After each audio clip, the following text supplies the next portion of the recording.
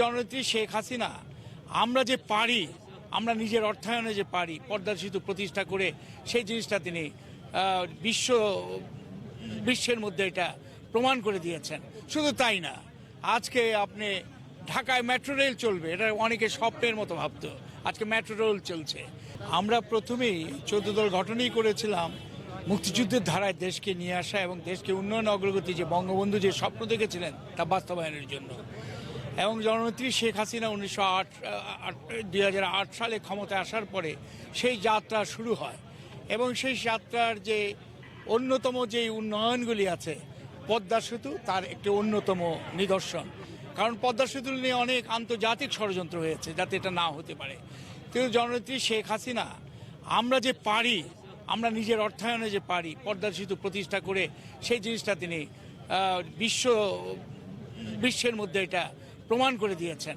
শুধু তাই না, আজকে আপনি ঢাকায় মেট্রো রেল চলবে, এটা অনেকে স্বপ্নের মতো ভাবতো, আজকে মেট্রো রেল চলছে। আজকে টানেল, কর্ণফুলী টানেল শুরু হয়েছে।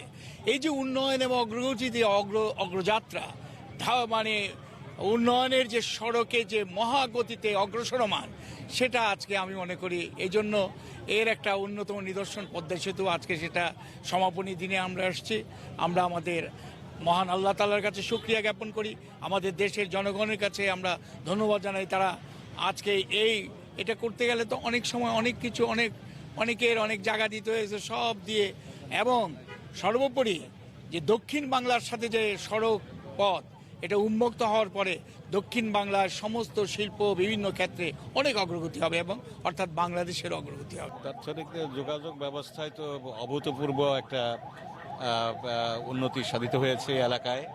এবং এই স্বপ্নের পদ্মা সেতু এই এলাকার গণমানুষ না, এই এলাকা না শুধু এই বিক্রমপুর, এই মুন্সিগঞ্জ এলাকা থেকে শুরু করে একদম দক্ষিণবঙ্গের দক্ষিণ অঞ্চলের কোটি কোটি মানুষের এখানে যোগাযোগ ব্যবস্থায় অভূতপূর্ব উন্নতি সাধিত হয়েছে। ফলে তাদের এখানে আর্থিক, সামাজিক এবং আপনার দেশের সার্বিক উন্নয়ন সাধিত হয়েছে, সম্ভব হয়েছে।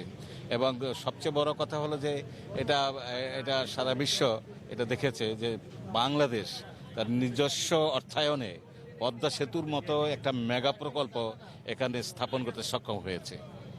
এবং বঙ্গবন্ধু কন্যা শেখ হাসিনা নেতৃত্বে এই পদ্মা সেতু এখানে স্থাপিত হয়েছে। সারা বাংলাদেশের মানুষ এতে উপকৃত হবে, অর্থনৈতিক উন্নয়ন সাধিত হবে গণমানুষের।